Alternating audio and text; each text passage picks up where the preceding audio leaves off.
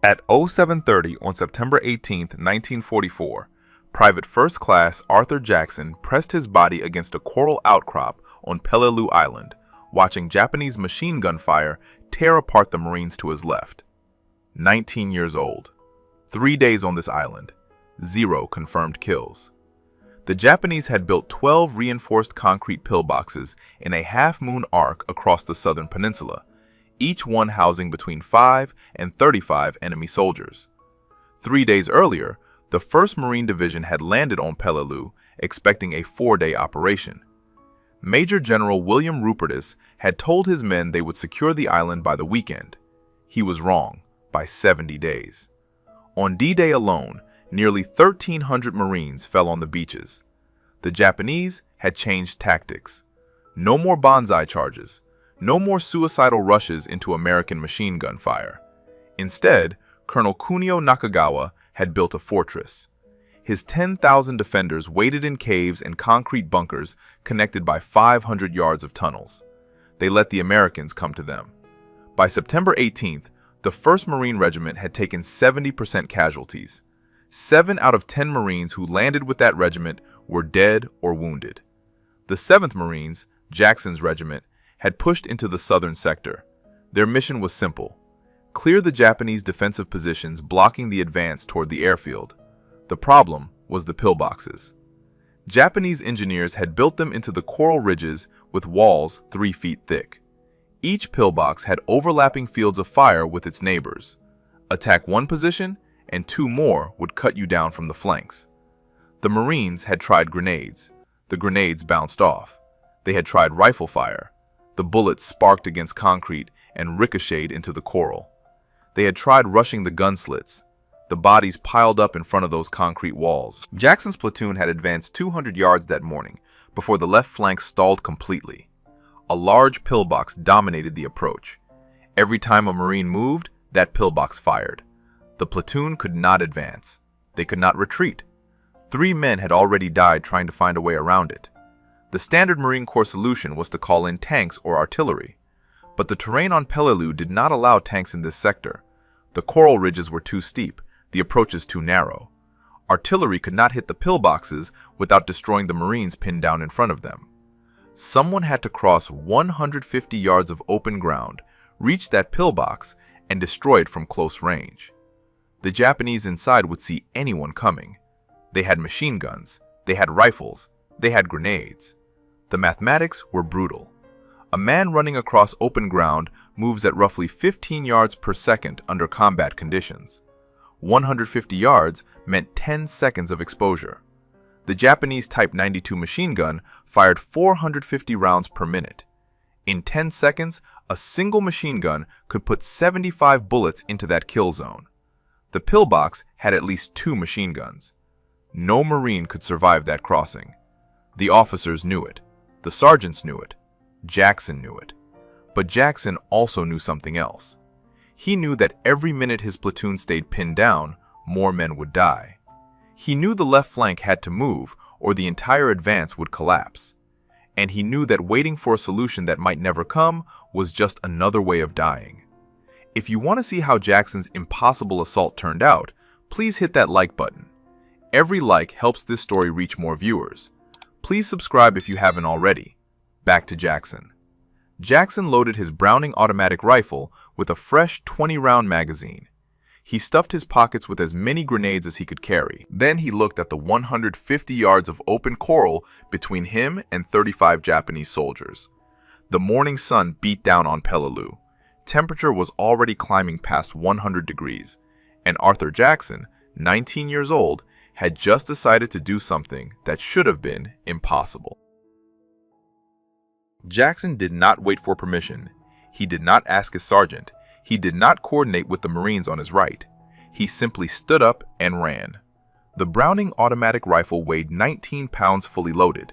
Jackson carried it at hip level as he sprinted across the coral. The BAR fired 30 caliber rounds at a rate of 550 per minute.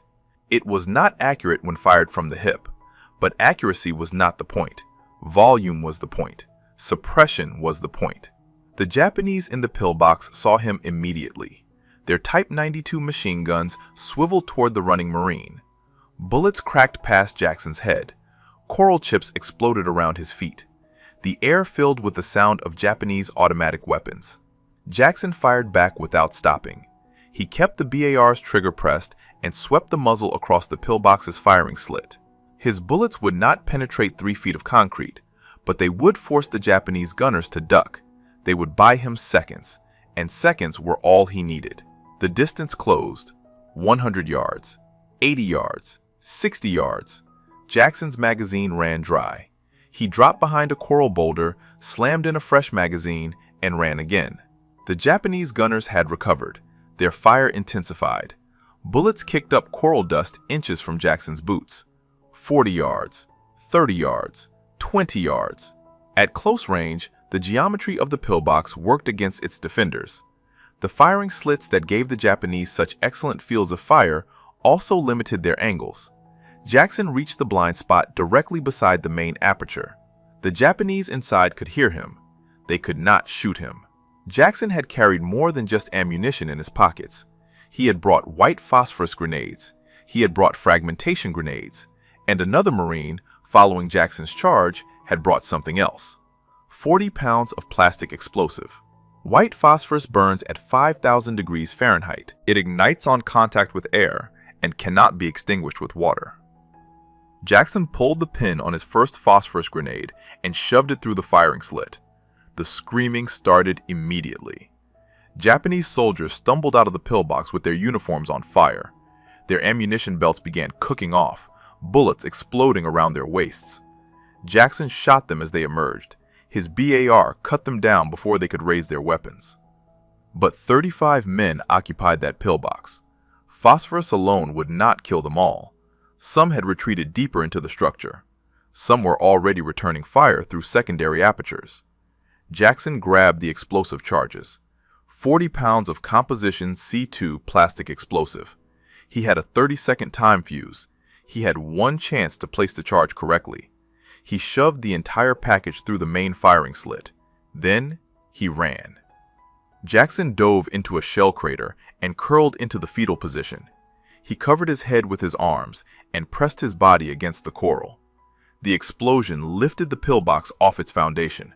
Concrete, logs, and body parts flew 60 feet into the air. The blast wave slammed into Jackson's crater. Debris rained down around him. A piece of concrete the size of a football landed inches from his head. When the dust settled, the pillbox was gone. 35 Japanese soldiers were dead. Jackson stood up. His ears rang. His hands shook. But he was alive. And 200 yards ahead, 11 more pillboxes still poured fire into the Marine lines. The logical thing to do was return to his platoon. Report success. Let someone else handle the remaining positions. Jackson did not do the logical thing. He reloaded his BAR, checked his remaining grenades, and started walking toward the next pillbox. The second pillbox sat 80 yards northwest of the first. Smaller than the main bunker, 5 Japanese soldiers inside, 2 machine guns covering the approach. Jackson had lost the element of surprise. The Japanese in the remaining 11 positions had heard the explosion. They had seen their largest bunker disappear in a column of smoke and debris. They knew an American was coming. Jackson used the terrain. Peleliu's coral ridges created natural channels between positions. A man who knew how to read the ground could move from cover to cover without exposing himself to more than one pillbox at a time. Jackson had spent 3 days watching how the Japanese defensive network operated. He understood their blind spots.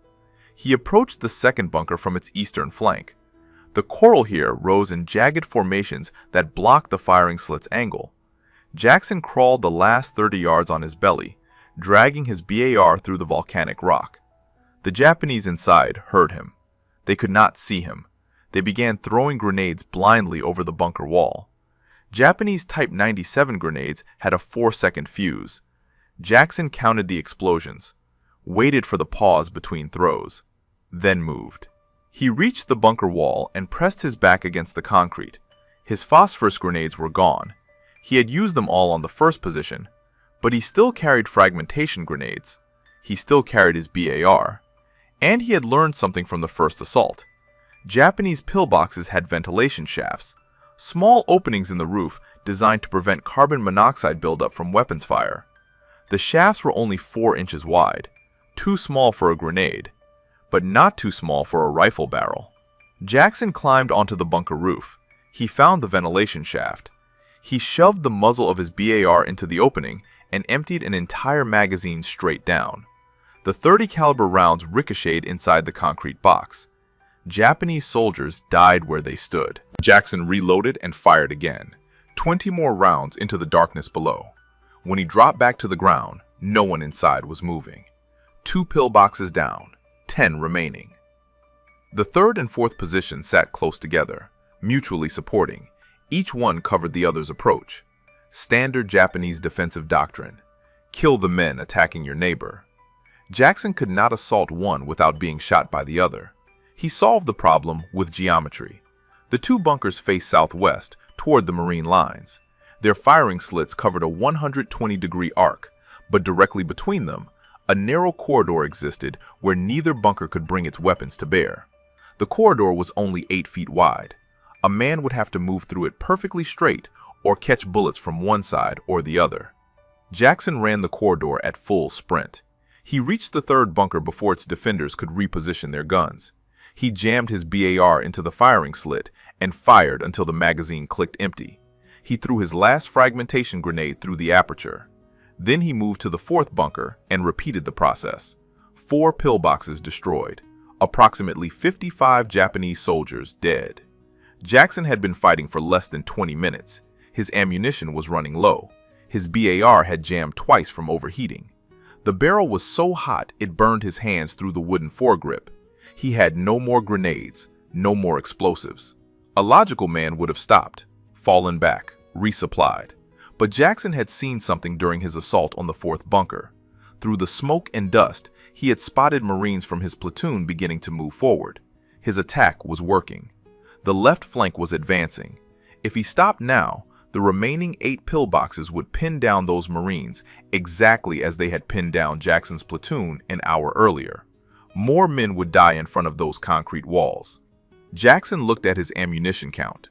3 magazines, 60 rounds, 8 bunkers remaining. The mathematics no longer made any sense, but Jackson started moving anyway. The 5th pillbox was different. Larger than the 2nd, 3rd, or 4th, not as big as the 1st, but this one had something the others lacked: a rear entrance. Japanese defensive engineers had learned from American tactics. Marines liked to assault bunkers from the flanks where the firing slits could not reach, so the engineers built escape routes, tunnels connecting pillboxes to rear trenches. If Americans attacked from one side, defenders could retreat, reposition, and counterattack. Jackson did not know about the tunnel.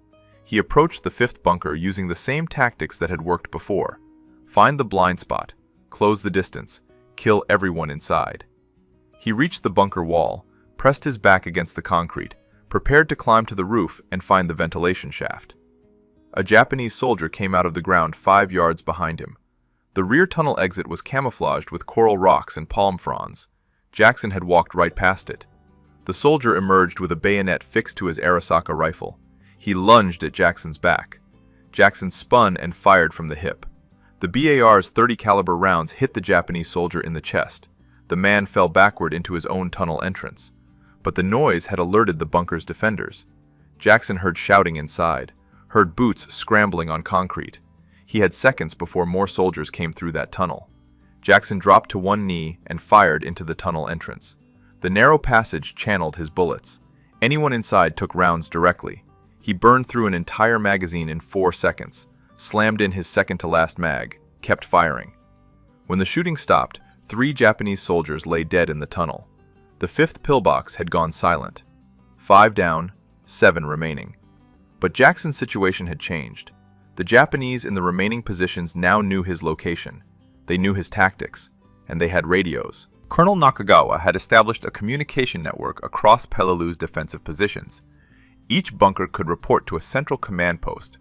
The command post could coordinate counterattacks, could redirect fire, could send reinforcements. Jackson did not know that runners were already moving through the Japanese tunnel network. He did not know that Nakagawa's officers had identified the single American who was systematically destroying their southern perimeter. He did not know that the remaining 7 pillboxes had received orders to concentrate their fire on one target. What Jackson knew was simpler. He knew that Marines were advancing on his right. He could hear their rifles. He could hear their sergeants shouting orders. His assault had broken the defensive line's cohesion. The Japanese could no longer coordinate their fire against multiple threats. They were reacting instead of controlling. The 6th pillbox sat on elevated ground, a coral ridge 15 feet higher than the surrounding terrain. The position gave its defenders excellent visibility. They could see Jackson coming from 200 yards away. Jackson could not sneak up on this one. He could not find a blind spot. The Japanese had clear sight lines in every direction. He had 1 magazine left, 20 rounds. A Marine rifle squad appeared on Jackson's right, 6 men who had pushed through the gap Jackson had created. Their sergeant saw Jackson crouched behind a coral boulder, saw the elevated bunker, saw the impossible geometry. The sergeant did not give orders, did not coordinate. He simply pointed at the bunker and led his men forward. 6 Marines and Jackson attacked simultaneously from 2 directions. The Japanese gunners could not cover both approaches. They chose to fire on the larger group, the rifle squad. Jackson reached the bunker while the defenders were distracted. He climbed the coral ridge from its blind side.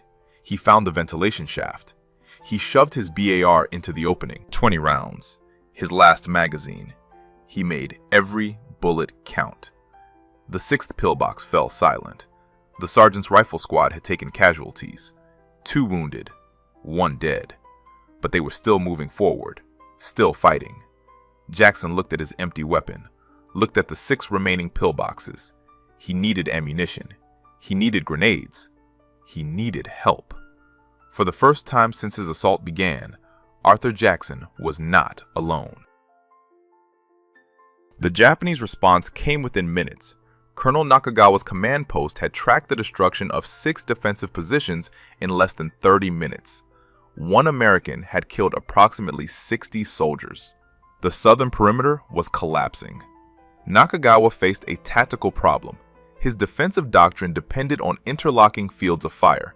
Each pillbox protected its neighbors. Remove 1 position and the network weakened. Remove 6 and gaps appeared large enough for entire Marine platoons to exploit. The colonel dispatched a counterattack force, 40 soldiers from his reserve company. Their orders were simple: seal the breach, kill the Marine who had caused it, restore the defensive line. Jackson did not know reinforcements were coming. He was busy scavenging ammunition from dead Japanese soldiers. Arisaka rifles used different ammunition than his BAR. Useless. But Japanese soldiers also carried grenades. Jackson collected 7 Type 97 fragmentation grenades from the bodies around the 6th pillbox. He collected 2 Type 99 magnetic mines designed for use against tanks. He could not find more BAR magazines, but he had found a dead Marine's M1 Garand near the 3rd bunker. The Garand held 8 rounds of .30 caliber ammunition, same caliber as his BAR. Jackson improvised. He stripped ammunition from the Garand's clips and hand-loaded individual rounds into his empty BAR magazines. Slow work, tedious, but it gave him 40 rounds, 2 full magazines. The rifle squad that had helped him take the 6th pillbox was reorganizing. Their sergeant had been hit in the shoulder, still functional, still giving orders through hand signals. The squad had lost 1 man dead and 2 wounded. 3 Marines remained combat effective. Jackson and the 3 Marines prepared to assault the 7th pillbox when the Japanese counterattack hit. 40 soldiers emerged from a tunnel entrance 200 yards north. They moved in 2 columns. No banzai charge, no screaming, just disciplined infantry advancing through the coral ridges with rifles ready. The Marines saw them first. The squad's BAR man opened fire. His weapon jammed after 3 rounds. Coral dust had fouled the mechanism. He dropped behind cover and began clearing the stoppage. Jackson stepped into the gap. He braced his BAR against a coral outcrop and fired controlled bursts. 5 rounds. Pause. 5 rounds. Pause. He could not afford to waste ammunition. Every bullet had to hit. The Japanese formation scattered. Soldiers dove behind rocks. Others pushed forward, trying to close the distance. Their own fire intensified. Bullets cracked overhead. Coral fragments sprayed Jackson's face. The 3 Marines added their Garands to the fight. 8-round clips. Aimed fire. The distinctive ping of empty clips ejecting punctuated the chaos. Japanese soldiers fell. 10. 15. But more kept coming. They had numbers. They had discipline. And they had orders to retake this ground at any cost. Jackson's first magazine ran dry. He reloaded his last 20 rounds. The Marines were down to their final clips. The squad's BAR man had cleared his jam, but had only 1 magazine remaining. The mathematics had turned against them again. 4 Americans with perhaps 60 rounds between them, against 25 Japanese soldiers still advancing. Then the coral ridge behind the Japanese erupted in explosions. The 7th Marines had pushed 3 rifle platoons through the gaps Jackson had created. 40 men with rifles, BARs, and grenades. They had circled behind the Japanese counterattack force. They had waited for the right moment. That moment was now. The Japanese found themselves caught between 2 American forces, Jackson and his 3 Marines in front, 40 Marines behind. The crossfire was devastating. Japanese soldiers fell in clusters. Some tried to retreat to their tunnel entrance. Marines cut them down before they reached it. In less than 3 minutes, the counterattack was over. 40 Japanese soldiers lay dead on the coral. The southern perimeter's last reserve was gone. 6 pillboxes remained. And now, Jackson had ammunition. He had grenades. He had 40 Marines ready to follow him into the final positions. The largest bunker complex on the southern peninsula sat 300 yards ahead. 3 pillboxes arranged in a triangle, mutually supporting, heavily manned. The Japanese had concentrated their remaining defenders in this final strongpoint. Jackson checked his weapon, checked his grenades, looked at the Marines forming up around him. The last fight was about to begin. The triangle formation was the strongest Japanese defensive position on the southern peninsula. 3 pillboxes, each one covering the approaches to the other 2. Approximately 30 soldiers divided among the 3 bunkers, plus a network of rifle pits and fighting holes connecting the positions. Standard Marine doctrine called for preparatory bombardment before assaulting a fortified position of this size. Naval gunfire, air support, at minimum, a barrage from the regiment's mortar platoons. None of that was available. The naval guns had moved on to support operations elsewhere. Marine corsairs were busy attacking targets on the northern ridges. The mortar teams could not fire without hitting the Marines already advancing through the area. 43 Americans would take the triangle with rifles, grenades, and 1 man who had already proven that concrete walls could not stop him. Jackson organized the assault in less than 2 minutes. He used hand signals, pointed at positions, divided the Marines into 3 groups. Each group would attack 1 pillbox simultaneously. Jackson would take the center bunker, the largest one, the one with the best fields of fire. The Marines moved out at 0847. They had been fighting for over an hour. The temperature had climbed past 105 degrees. Dehydration was becoming a factor. Several men showed signs of heat exhaustion. They kept moving anyway. Jackson led his group of 12 Marines toward the center pillbox. The approach required crossing 60 yards of open ground. No cover, no concealment. Just volcanic rock baked white by the Pacific sun. The Japanese opened fire when the Marines were halfway across. 2 men fell in the first 3 seconds. 1 dead, 1 wounded in the leg. The remaining 10 kept running. They had learned from Jackson's earlier assaults. Speed was survival. Hesitation was death. Jackson reached the bunker wall first. He pressed against the concrete and pulled the pin on a Japanese grenade. The Type 97 had a 4 to 5 second fuse. He counted to 2. Threw the grenade through the firing slit. Ducked. The explosion silenced 1 machine gun, but the bunker had 2 firing positions. The second gun kept shooting. Marines outside were dying. Jackson pulled another grenade. Counted. Threw. Another explosion. The second gun went quiet. He climbed to the roof and found the ventilation shaft, shoved his BAR into the opening, emptied his magazine into the darkness below. Screams echoed up through the concrete. Then silence. The center pillbox was dead. On his left, the first assault group had reached their target. A Marine corporal had shoved a satchel charge through the firing slit. The explosion collapsed half the bunker's roof. Japanese survivors stumbled out into Marine rifle fire. On his right, the third group was struggling. Their pillbox had a reinforced entrance facing away from the Marine advance. Japanese soldiers inside were throwing grenades faster than the Americans could close the distance. Jackson did not hesitate. He sprinted across the open ground between bunkers. Bullets kicked up coral around his feet. A round grazed his thigh. He kept running. He reached the third pillbox from its blind side. The same blind side the Marines could not approach because of the entrance on the opposite wall. Jackson found the ventilation shaft. He had 2 grenades left. He dropped them both into the opening. The explosions killed everyone inside. 3 pillboxes destroyed in less than 4 minutes. The triangle had fallen, but Jackson was bleeding. The bullet that grazed his thigh had cut deeper than he realized. Blood soaked his dungaree trousers. His left leg was weakening with every step. He looked south. The remaining 3 pillboxes stood between the Marines and complete control of the southern peninsula. Jackson had killed approximately 50 Japanese soldiers, destroyed 9 bunkers, been wounded at least once. The logical thing was to stop, get medical attention, let fresh Marines finish the job. Jackson loaded his last magazine and started walking south. A Marine sergeant grabbed his arm, pointed at the blood, pointed at the aid station behind them. Jackson pulled his arm free. 3 pillboxes remained. He was not finished. The 10th pillbox fell at 0912. Jackson killed its 5 defenders with grenades dropped through the ventilation shaft. His leg was still bleeding. He had wrapped a torn piece of dungaree fabric around the wound. It was not enough. Blood seeped through the makeshift bandage with every step.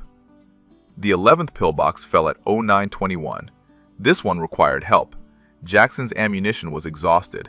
A Marine private named Henderson brought up a satchel charge. Jackson placed it. The explosion killed 7 Japanese soldiers. The 12th pillbox was the last. It sat on a small rise overlooking the beach where the 7th Marines had landed 3 days earlier. The position had been firing on Marine supply parties since D-Day. Its 2 machine guns had killed at least 15 Americans. The bunker's commander had watched 11 pillboxes fall that morning. He knew he was next. Jackson approached from the northeast. His leg had stopped responding properly. He was dragging it more than walking. Blood loss was affecting his vision. The coral ridges seemed to shimmer in the 100-degree heat. 3 Marines followed him. They had refused to let him assault the final position alone. One carried extra grenades, one carried a flamethrower, one carried a BAR with ammunition to spare. The Japanese opened fire at 100 yards. The Marine with the BAR returned fire. Suppressive bursts that forced the enemy gunners to duck. Jackson and the other 2 kept moving. At 50 yards, the flamethrower operator stepped forward. The M2 flamethrower had an effective range of 40 yards. He needed to get closer. Jackson provided cover. He took the BAR from the supporting Marine and fired in controlled bursts. The weapon kicked against his shoulder. His wounded leg buckled. He dropped to one knee and kept shooting. The flamethrower operator reached effective range. He triggered a 3-second burst. Burning fuel arced through the air and poured into the pillbox's firing slit. The screaming lasted less than 10 seconds. At 0933, the 12th pillbox fell silent. Jackson collapsed against a coral boulder. His dungarees were soaked with blood. His hands shook from exhaustion and adrenaline. His BAR lay across his lap, barrel still hot from the final assault. In approximately 90 minutes, Private First Class Arthur Jackson had destroyed 12 Japanese pillboxes and killed 50 enemy soldiers. He had broken the southern defensive line. He had enabled his platoon's advance. He had changed the tactical situation on an entire sector of the island. Navy corpsmen reached him within minutes. They cut away his blood-soaked trousers and dressed the wound. The bullet had passed through muscle without hitting bone or artery. Jackson would keep his leg. He would also keep fighting. 3 days later, still limping, Jackson was back in combat. Word of his assault spread through the 7th Marines within hours. Officers who had watched the attack from observation posts described what they had seen. A single Marine charging positions that should have required company-level assaults. Pillboxes falling one after another. 50 Japanese dead. The regimental commander forwarded a report to division headquarters. Division forwarded it to Corps. By the time Peleliu was declared secure on November 27th, Arthur Jackson's name had reached the desk of Admiral Chester Nimitz. The Medal of Honor recommendation was submitted in early October. The citation detailed every pillbox, every kill, every moment of the 90-minute assault. The paperwork moved through channels with unusual speed. On October 5, 1945, President Harry Truman stood in the White House. 13 months had passed since Peleliu. The war was over. Japan had surrendered. And Arthur Jackson, now 20 years old, stood at attention while the president placed the Medal of Honor around his neck. Truman read the citation aloud. 12 pillboxes, 50 Japanese soldiers. Conspicuous gallantry and intrepidity at the risk of his life, above and beyond the call of duty. Jackson returned to Oregon after the ceremony. He had a medal, he had a limp that would never fully heal, and he had memories that would follow him for the rest of his life. What those memories did to him over the next 7 decades would surprise everyone who thought they knew the hero of Peleliu. Arthur Jackson did not talk about Peleliu for decades. He returned to Portland after the war, married, raised a family, worked for the United States Postal Service delivering mail. His neighbors knew him as a quiet man who walked with a slight limp. Most had no idea about the medal in his closet. Jackson remained in the military reserves. He transferred from the Marine Corps to the Army Reserve and continued serving through the Korean War era. He rose to the rank of captain. He trained younger soldiers. He never spoke about the 12 pillboxes. In 1961, Jackson was stationed at Guantanamo Bay Naval Base in Cuba. Cold War tensions were high. Soviet influence in Cuba had transformed the island into hostile territory. Jackson served as a security officer responsible for monitoring potential espionage threats. On September 30th, a Cuban worker named Rubén Sabariego attacked Jackson. Sabariego had been under suspicion for passing information to Cuban intelligence. The confrontation turned violent. Jackson shot and killed Sabariego in self-defense. The incident created complications. Jackson buried the body and reported the shooting to his superiors. The case became entangled in Cold War politics. Jackson requested a court-martial to clear his name officially. The Marine Corps denied his request. In 1962, he left active service. The circumstances haunted Jackson for years.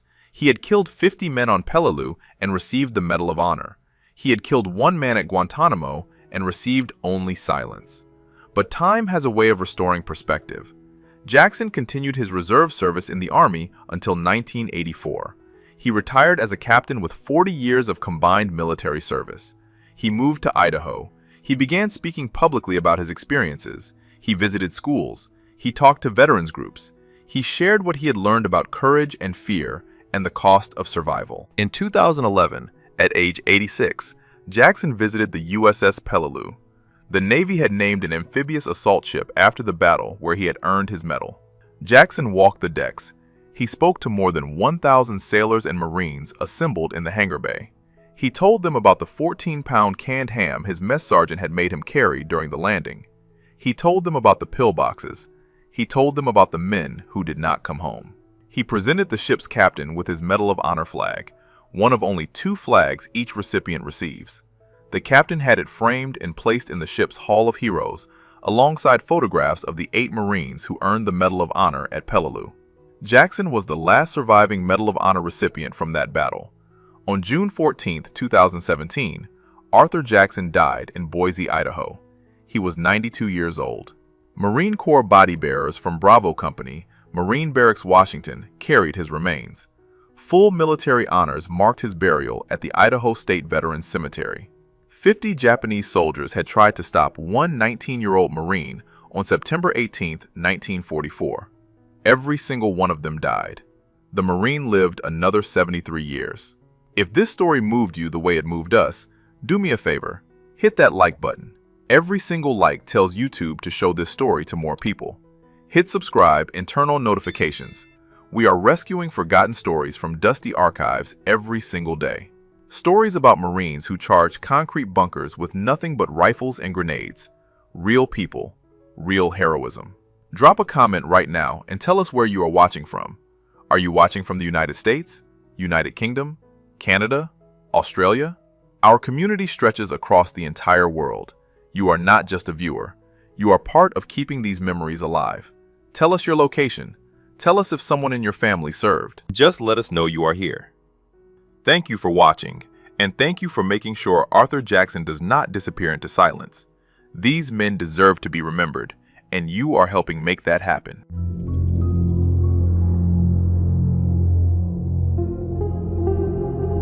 Considering how bloody it was, some might say that the Civil War was anything but civil, especially in regards to the guerrilla fighters who used the war not to pursue freedom and liberty, but as an excuse to start killing their neighbors and other people who had wronged them at some point, or those men who took advantage of the fighting to rob people, destroy property, and attack women.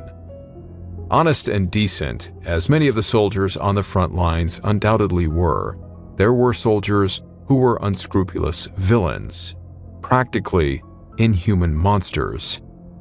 But within all of the strange and gory stories that came out of the war between the states, there was something else that men on both the Confederate and Union side encountered in the forested regions where many of their battles took place. Reading through the letters and memoirs of Civil War soldiers, mentions were infrequently made about inhuman creatures wandering the battlefields. And no, these men weren't referring to guerrilla fighters, but guerrilla is a word that isn't that far off the mark. They reported massive humanoid creatures that wore no uniforms aside from a surplus amount of body hair. Living a reclusive life deep in the remote forests and caves of the Appalachian region, the soldiers who met these creatures often referred to them as wild men, man-beasts, or simply monsters. Creatures with very large feet. These are stories of cryptid encounters from the American Civil War.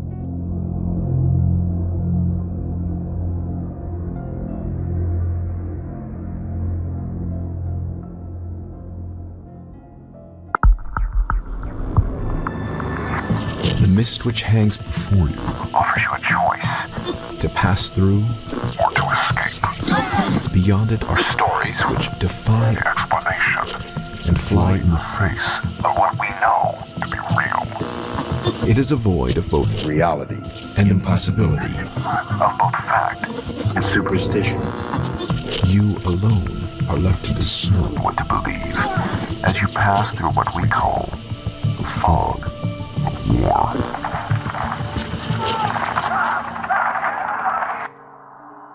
It begins here. From the director of It comes It, Welcome to Derry, the chilling new HBO original series exploring one of horror's biggest terrors, Pennywise the Clown. Set in 1960s Derry, Maine, the new HBO original series premieres Sunday, October 26th on HBO Max, and listen to the official It, Welcome to Derry podcast wherever you get your podcasts.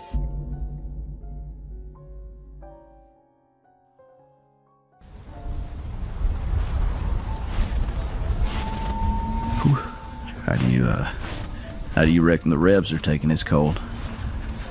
Them Southern boys probably wish they was back home, don't you think? Cold or not, it don't seem to stop them from woofing us.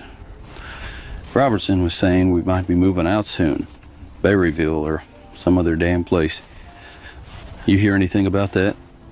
Nah, but that's probably what this here train of supplies is all for. I tell you, it'd be a sight better if we could ride on one of these.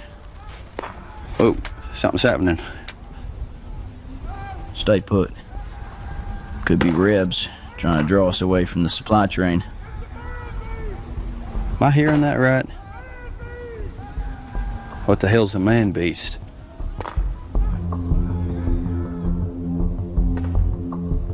By early 1863, the Civil War wasn't going well for the Union North. The war was about to enter its second year, and any hope the federal government had for a quick victory over the South was gone. Things had started out well for the Union at the beginning of 1862. They won a number of victories in the West and launched the Peninsula Campaign that aimed to capture the Confederate capital of Richmond, Virginia. But the campaign resulted in a total failure, and the body count on both sides was staggering. The battles of Antietam and Fredericksburg in the fall and winter of 1862 resulted in even higher casualties, the most ever before seen on American soil, and it was only going to get worse. In the middle of all this fighting was the small Virginia town of Harper's Ferry. Sitting right on the Potomac and Shenandoah rivers, Harper's Ferry was a vital railway junction and home to the U.S. Federal Armory. By the time the war was over, the town had seen dozens of battles and had been recaptured by the opposing sides at least 8 times. At the time our story takes place, in February 1863, Harper's Ferry was in the hands of the Union Army, more specifically, the 67th Pennsylvania Volunteer Infantry Regiment. One of the unit's soldiers was a young private by the name of James Moore. While occupying the town one chilly winter night, Moore and a fellow soldier named Ramsey found themselves up late on the watch shift. The pair had been ordered to stand guard on a supply train that would soon be departing for the front lines. All in all, it was stacking up to be an uneventful night. The only noise was a frigid winter breeze that came off the river and howled over the high cliffs surrounding the town. The two soldiers patrolled up and down the quiet railway, trying their best to keep warm. But things soon took a strange turn. Private Moore would later recount the events of that night in a letter to his wife, dated February 26, 1863. Ramsey and myself were charged to guard company accoutrements along the railway. Very cold, still night. The boys started raising a ruckus from the garrison. Some were yelling aloud that a man-beast was on foot. There was rifle fire towards the river. We continued our duty as the yelling and shots continued. The corporal queried the witnesses from the company. I was told that the devil raided the food stores after climbing the wall. It was covered in thick layers of dark hair, maybe 8 foot from head to toe. This letter, written by a private James Moore, reportedly first appeared in the late 1990s when it was sold at auction as part of a larger collection of old personal writings and correspondence. The few lines regarding the man-beast seen by his fellow soldiers were evidently only fragments of a much longer written account. In an article he posted on the emerging Civil War website, journalist Aaron Stoyak explained what happened. The letter was sold in 1999 to a now unknown buyer, but the auction company had made transcripts of some of the old letters to put into their pamphlets. One of the auction appraisers, intrigued by the strange story, had kept one of these pamphlets and later contacted the author of a cryptid website to share the soldier's encounter. Unfortunately, the full account was lost when the appraiser's house caught fire in 2005, and the auction pamphlet was destroyed. While researching Moore's account, I couldn't help but to notice that Harper's Ferry is located directly on the Appalachian Trail, which is no stranger to unexplained paranormal phenomena. This includes multiple sightings of the creature called Sasquatch and the Appalachian Trail's connections to the infamous Missing 411. So it reasons that an encounter of this kind could have happened there, if it was going to happen anywhere. When it comes to Sasquatch or Bigfoot, there are many native legends and other oral stories passed down by generations of families that predate the 1860s. But in spite of his original letter being unaccounted for, James Moore's account is considered by some to be one of the earliest documented Bigfoot encounters in the United States. And as it turns out, Private Moore wasn't the only Civil War soldier to write about man-beasts.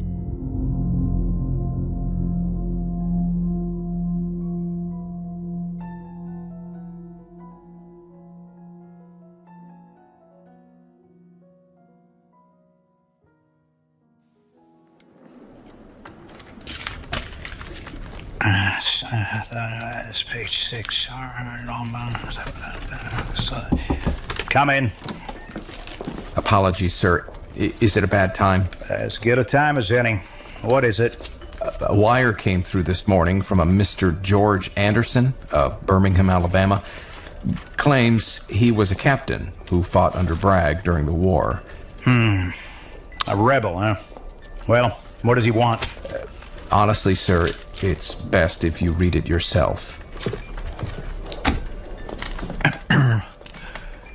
Did you ever hear the story of the wild man of Cumberland Mountain? You have any idea what he's on about? Not a clue, sir. Well, get in touch and ask for more details. Who knows? Could make for some interesting page filler. This next story first appeared in the August 2nd, 1890 edition of the Pittsburgh Dispatch newspaper. It was submitted by a former Confederate officer named George Anderson, who served as a captain under General Braxton Bragg. Anderson's story picks up in September of 1863. Just prior to the Battle of Chickamauga, Confederate forces would dig in near the small towns of Bridgeport and Stevenson, just over the Alabama state line. While Bragg readied his forces for the upcoming battle, Captain Anderson's outfit was assigned to the rear guard and found themselves posted up in the Cumberland Mountains, overlooking the two towns. The Union troops that had chased them out of Tennessee weren't far behind, but something far worse than the Yankees was waiting for them on that mountain. I had only 60 men in my company at that time. One half of them were on duty at night, the other half during the day. The pickets were placed almost 50 yards apart as a number of scouts were detailed to watch the enemy in front of us. In placing my men on the picket line, I visited each post. Near the center of the line, a man was stationed at the mouth of a narrow, dark-looking ravine which led up somewhere into the mountains. The post was under a large oak tree, and at night the spot was so dark a man could not be seen 10 feet away.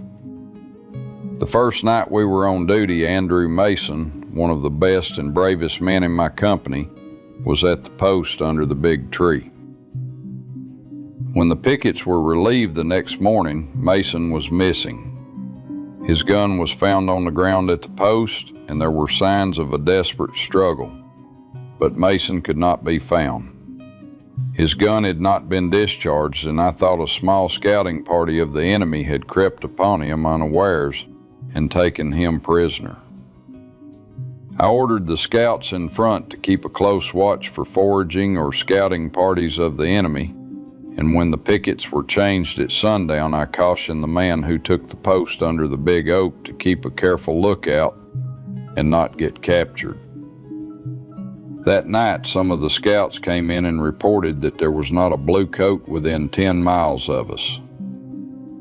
The second morning, the picket under the oak was gone. His gun was there, and again there was evidence of a struggle, but outside of a circle of 20 feet, we could discover no footprints.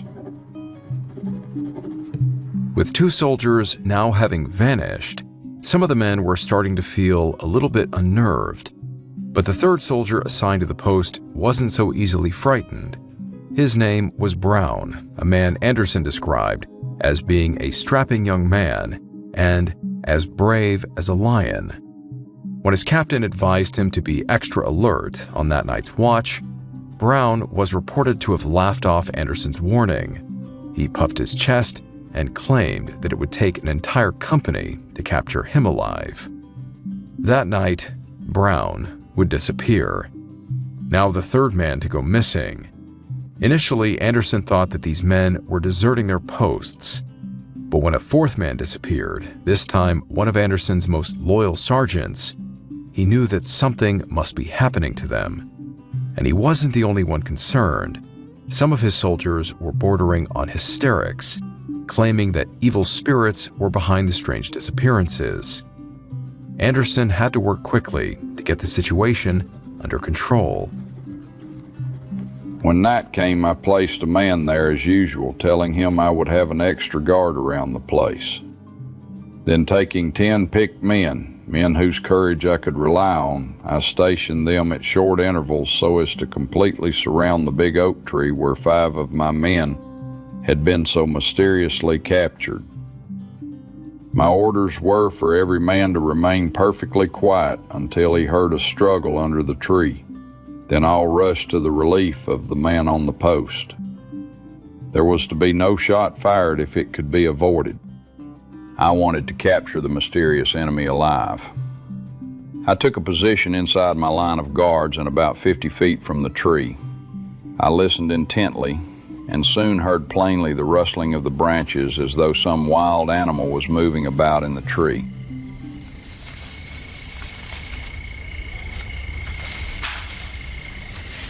What in blue blazes is that?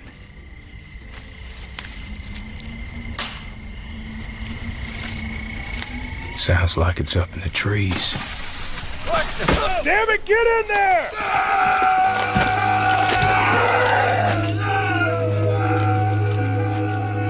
It was probably 5 minutes after I first heard the rustling among the branches of the tree when some object fell to the ground with a thud.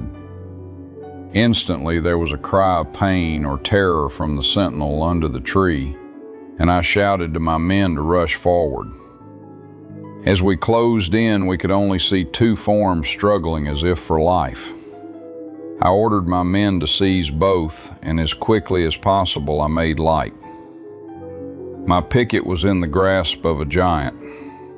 A man clothed in rags with long matted hair and beard had caught the soldier around the body and pinned his arms to the side. The strength of this strange being was that of a giant, and it was several minutes before my 10 men could completely overpower him. I built a fire and we dragged him to the light where he was securely bound. He lay there and glared at us like a wild beast, but uttered no sound. We had solved the mystery of the capture of our men, but now the question was how we would learn their fate. I asked him again and again what he had done with the men he caught, but received no answer. Then I tried to make him understand by signs what I wanted to know, but he only laughed a wild, unhuman-like laugh. We remained by the fire under the big oak with our prisoner securely bound until daylight. Then I promised him his liberty if he would tell what he had done with the men he had captured or guide us to his den. To both propositions he made no reply. I saw the man was a maniac and decided to try a strategy to gain the information I wanted. Placing my men around him with fixed bayonets, I motioned him to go on, but he would not move. The wild man was over 6 feet high and would weigh probably 250 pounds. His hair and beard were long and unkempt, and his clothes were a mass of rags and tatters. I noticed an ugly-looking scar on the top of his head. Threats, persuasion, and force all failing to induce him to talk or lead us to his hiding place, I decided to try another plan. Telling my men to let the man go, I ordered them to shoulder arms and we started back towards the camp. The scheme was successful. The moment the wild man realized he was at liberty, he dashed off up the narrow ravine. I called on my men to follow me. It was all we could do to keep him in sight, so great was his speed. He evidently did not suspect that we would follow him, for he never once looked back. Up the narrow ravine he led us on a lively chase for a mile or more. We had been climbing all the way and were near the summit of the Cumberland Mountains when the wild man turned aside from the ravine and started into a large cave. Then he looked back for the first time and saw us in pursuit. He stood still a moment, then turned and again set out towards the summit of the mountain. Ordering 2 of my men to remain and watch the cave, I pushed on with the others in pursuit of the wild man. He ran probably 300 yards to the edge of a high precipice. There he turned and, picking up several large stones, hurled them at us with great force. We dodged the stones and pressed on. Seeing escape cut off, the man turned and, uttering a wild, unearthly cry, leaped over the precipice. I shut my eyes as I saw him leap into space. We cautiously crawled up to the edge of the cliff, and looking down, we could see the mangled body of the wild man lying on the rocks more than 100 feet below. We turned and retraced our steps to the cave. There we found our missing pickets. The cave was the dwelling place of the wild man, and inside, the 5 men of my company who had fallen into his hands were tied to stakes driven in the ground. They had not been harmed by their wild captor, but had been without food and water since their capture. Not one word had the wild man spoken to any of them, but from his manner and gestures they were of the opinion that he was saving them for some fiendish torture which his crazed brain would suggest. He had captured the first man by creeping upon him in the darkness. After that, his plan was to return to the spot during the night and, climbing the big oaks, conceal himself among the branches, where he would remain until the next night and then drop on his victim from the tree. A few days later, I learned the story of the wild man of the mountains from a resident of that locality. His name was Bill Patton, and before the war he had lived in a small cabin upon the mountain and earned a scant livelihood by hunting and fishing. He was a Union man in sentiment and refused to join the Confederate Army. One day he was captured by a squad of home guards while he was selling some game in Bridgeport, and they started with him to the nearest conscripting office. On the way, he escaped from his captors after a desperate struggle, in which he received a terrible cut on the head with a saber. He recovered from the wound, but it left him a maniac. He took to the mountain again and lived in caves, subsisting on the game he could kill. In his madness, he had probably planned a terrible revenge for the wound which destroyed his reason.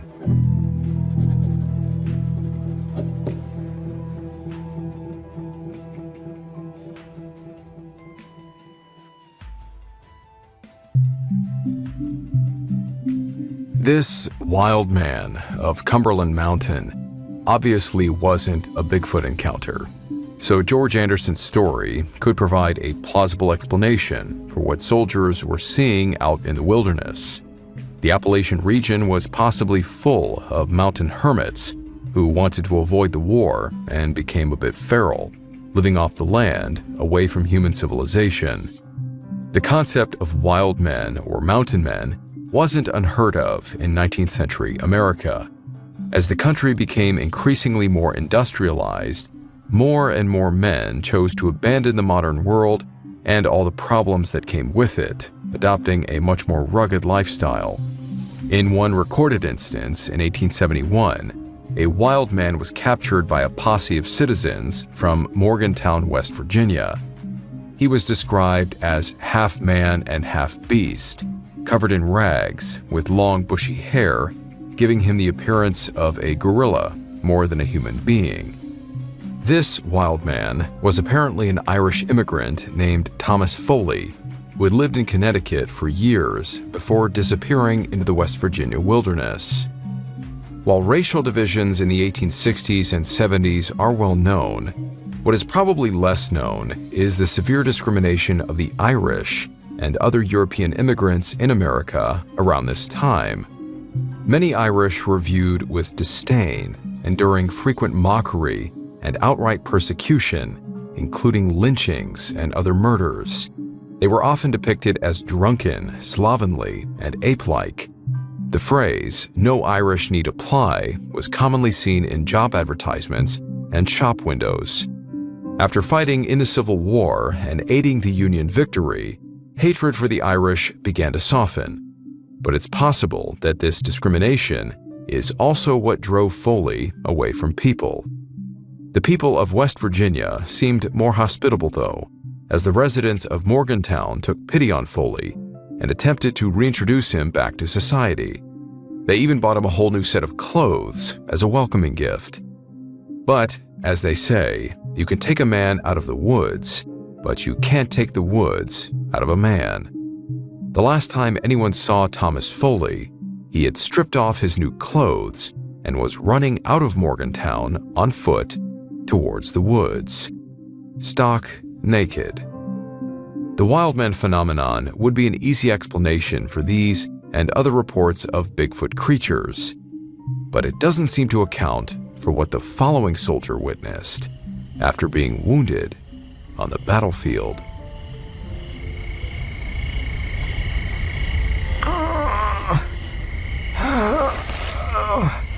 Oh God.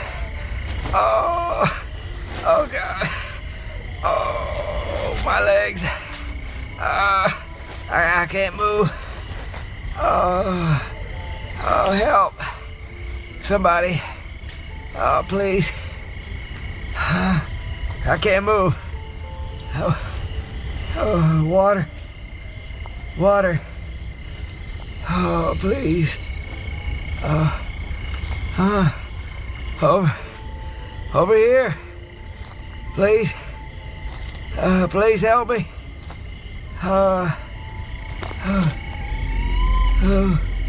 Who's that?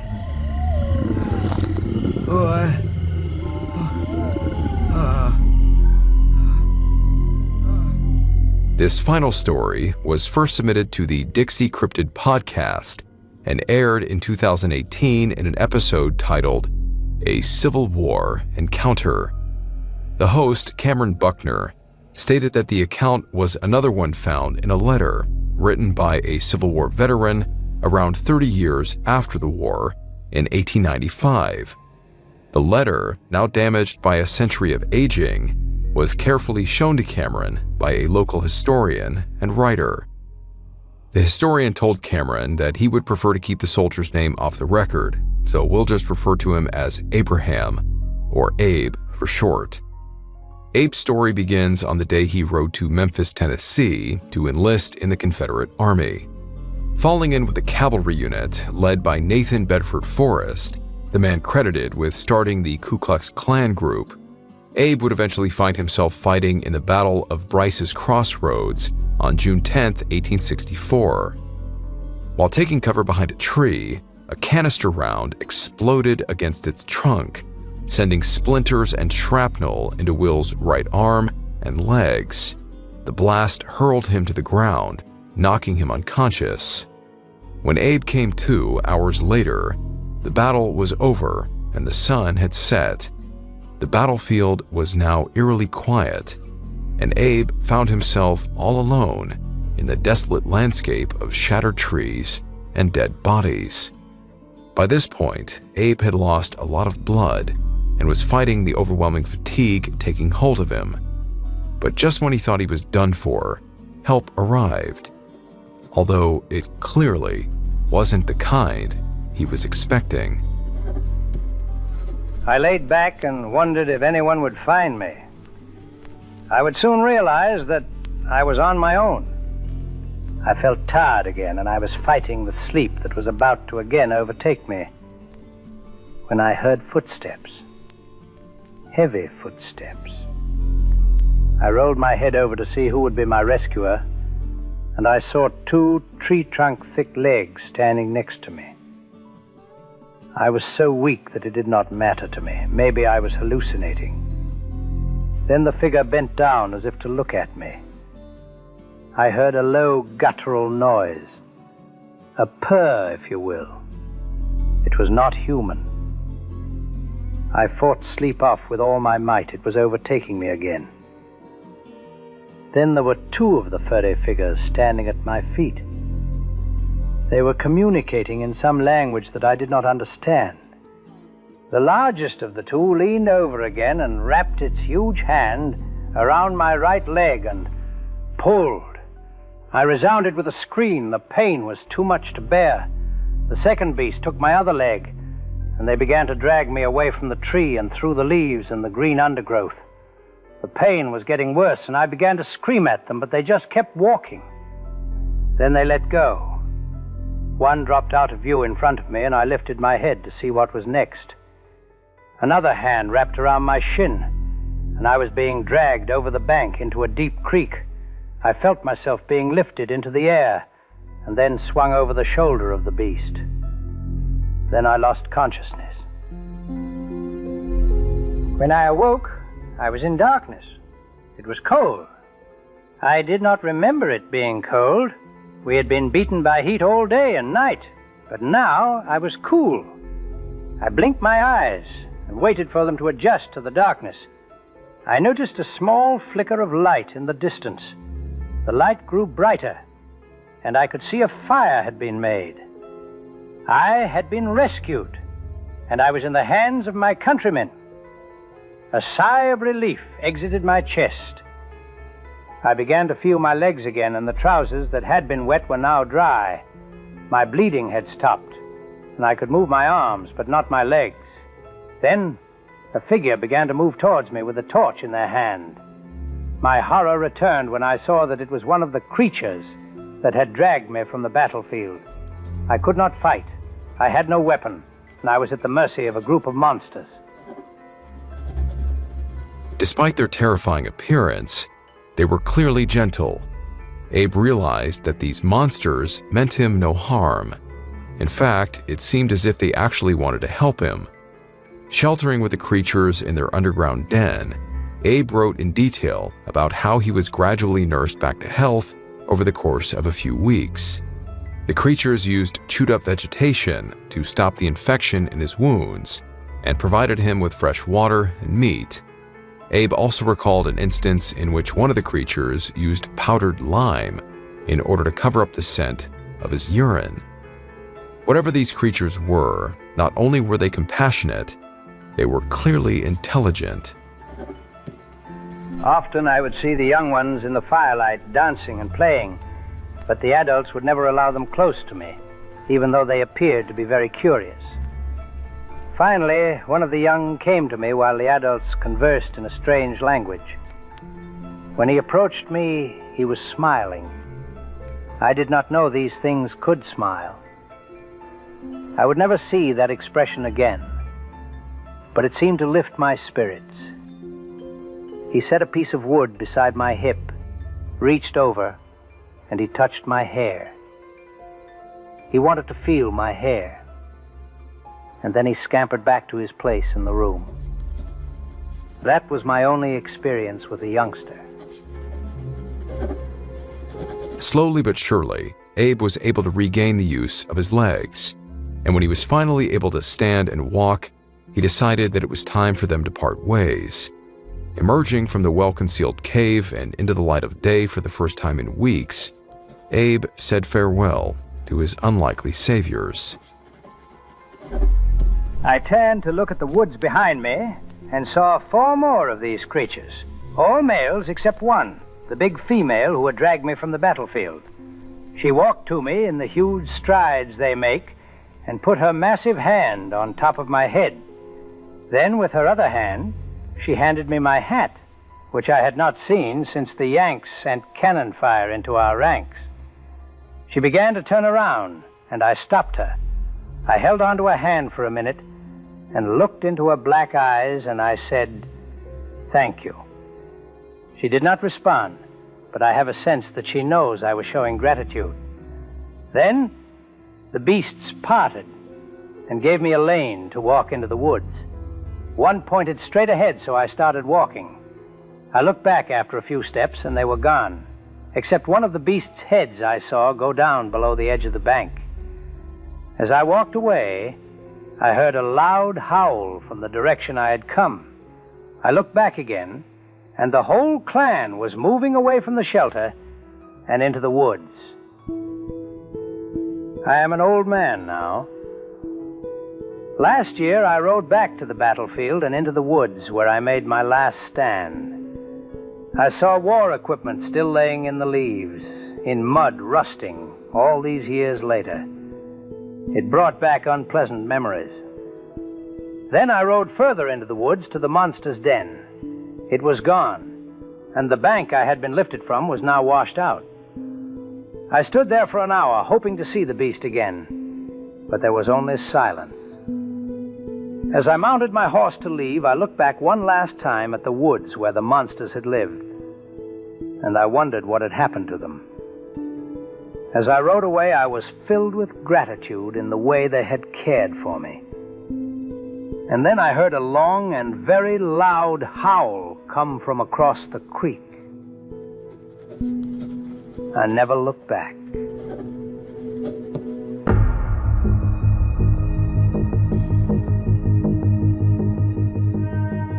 Hey guys, thanks for sticking around for the after action here in the credits. Bigfoot is a topic that will forever be plagued by falsified accounts, which I think is a shame. But I do think that at this point, there is more than enough reason to make any of us at least accept the possibility of their existence. Even Jane Goodall, that I've quoted several times throughout these kinds of episodes, who was an expert on primates, may she rest in peace, she passed away recently. She said that, in her opinion, it had to be true, especially considering all of the consistent stories about these things that seem to exist across various cultural divides and on every continent except Antarctica. The Wild Man story just reminded me of Mr. Ballen's Do You Know How to Get to Bell's Canyon story. It really begs the question, which is more terrifying, running into a Bigfoot in the dark or running into some kind of deranged feral human that is living in the wild? These stories also reminded me of one of my favorite books that I read as a kid and that I have reread even recently, Hatchet by Gary Paulsen. That book, and then there's another one, My Side of the Mountain. To this day, with all the stresses of life, I still daydream about what it would be like to live in the quiet solitude of the middle of the Canadian wilderness, building shelters, foraging for food, eating gut cherries. If you've read the books, you know what I mean. If you've read My Side of the Mountain, having a peregrine falcon as a friend. Spoiler alert, like with the Irishman Foley's story from this episode, The Crazy Irishman, in the book Hatchet, the boy Brian, who got stranded in the wilderness for months, does end up being rescued, at least at the end of the first book. And they bring him back to his mom in California, and he goes to school and ends up beating the crap out of a bully. And he realizes that he doesn't want to be in school, he doesn't want to be back with his mom, all he wants is to be back in the woods, away from people. So then there's the follow-on book that Paulsen wrote called Brian's Return, where he ends up just going back to Canada to just live in the wild. Paulsen also wrote another book, which is a continuation from the first one, Hatchet. It's called Brian's Winter. It's a book where Brian was never rescued, and he had to survive the following winter, hunting moose, fighting off wolves and bears from his meat supply, which he kept frozen under the snow. It just a fantastic story for a young boy to read, really. I guess I kind of now wish that Gary Paulsen had thought to include Brian having a Bigfoot encounter into his books. Now that would have been exciting. But one can dream. Thank you for listening. Thank you for watching, for subscribing, sharing, liking, everything and anything you guys do that helps support the channel and keeps us going. As always, a huge shout out to both our Patreon members and our YouTube channel members for your incredible support. May God be with each and every one of you, no matter what you are dealing with. And I will see you in the next episode.